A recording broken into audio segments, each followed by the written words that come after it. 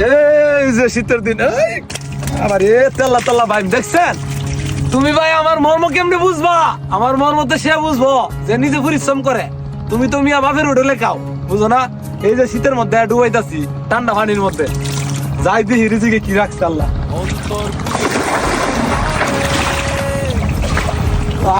দুই বানিল নদে আমার ভাঙা তোর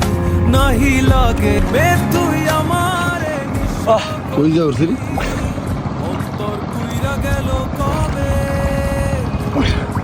বাবা রে বড়ই ভরে জানি লাগছে এটা বড়ই ভাই ও ভাই ও ভাই না তো